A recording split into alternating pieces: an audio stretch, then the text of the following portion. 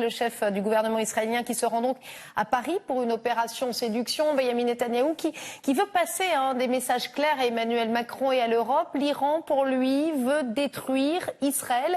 Que veut-il concrètement obtenir? Qu'espère-t-il?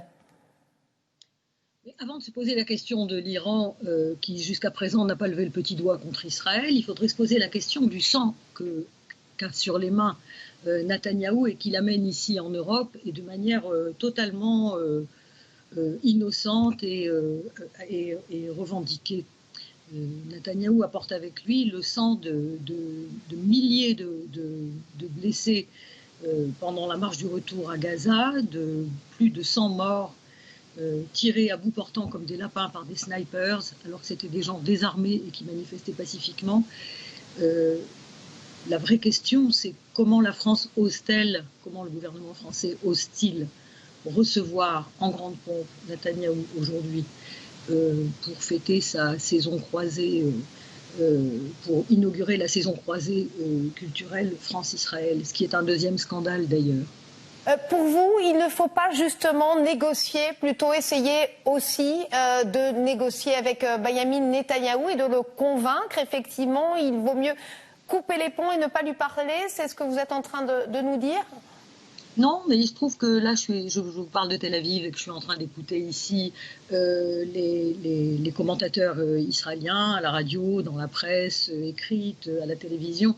Qu'est-ce qu'ils disent de l'Europe? Ils disent « Oh, l'Europe, elle nous condamne, mais nous savons bien qu'elle nous condamne du bout des lèvres. En réalité, ce sont des alliés et ils feront ce qu'on leur dira. » C'est ça le discours en Israël. Donc, en face d'un tel discours, en face d'un tel nombre cumulé de violations de tous les traités, des droits de l'homme, des décisions des Nations Unies, des règles de l'Union européenne, en face de tout ça, la moindre des choses serait de menacer clairement et fermement Israël de sanctions s'il n'arrête pas ses attaques sur la bande de Gaza en ce moment, et s'il n'arrête pas la colonisation, qui est interdite aussi par le droit international.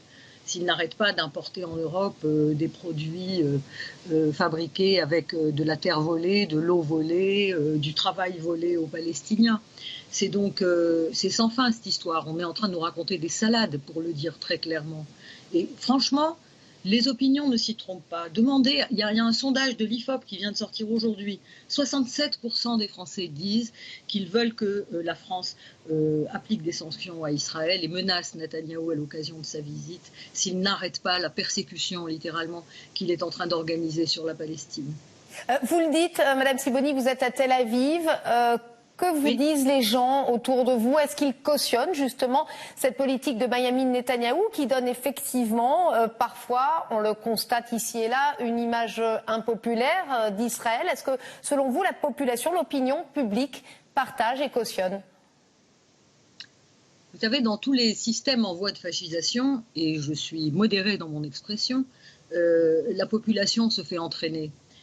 En même temps, parce que ça vient d'en haut, quand d'en haut on impulse de la démocratie, on a une société démocratique. Mais quand on impulse de l'impunité, le fait que par exemple un soldat peut tirer à bout portant sur un blessé à terre et le tuer, et s'en tirer avec une peine de même pas 6 mois de prison et que tout le monde applaudisse son action, tout ça, ça crée une société violente, raciste, qui ne s'intéresse plus à son prochain, qui n'a aucune pitié et aucune commisération pour, par exemple, cette jeune femme de 21 ans, infirmière, en habit d'infirmière, qui vient de se faire tuer par un sniper qui lui a tiré une balle dans le cou alors qu'elle portait assistance à un blessé. On n'a aucune pitié pour les enfants torturés dans les prisons en Israël. Tout ça, c'est du déni. Impulsé par le haut, mais je vais vous le dire, impulsé aussi en France. En France aussi, on veut bâillonner, au fond. On veut bâillonner la population française pour l'empêcher d'exprimer sa colère devant cette suite ininterrompue de scandales. Et on veut nous faire avaler de force que Netanyahou, c'est un allié de la France. C'est peut-être un allié de M. Macron, mais ce n'est pas un allié des Français. Et j'espère que ce soir, partout en France, les manifestations seront très importantes pour montrer que nous, ce qu'on veut, c'est que Netanyahou soit jugé à la Cour de justice européenne pour crime de guerre.